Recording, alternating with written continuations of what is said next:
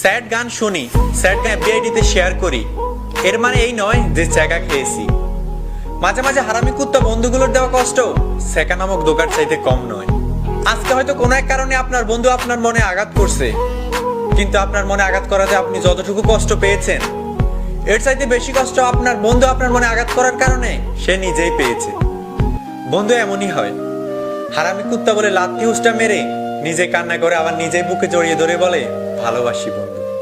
কারোর সাথে মারামারি হলে হারামি কুত্তা বলে গালি দেওয়া বন্ধুগুলোই সবার আগে এসে পাশে দাঁড়ায়। বন্ধু ছাড়া লাইফে হাসি খুশি থাকা ইম্পসিবল। বন্ধু মানে পাওয়ার, বন্ধু মানে সুখ দুঃখে পাশে থাকা।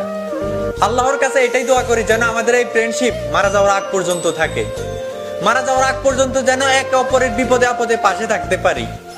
অনেক ভালোবাসি তোদেরকে বন্ধু, অনেক বেশি ভালোবাসি তোদেরকে। কথা দে কখনো ছেড়ে যাবি না।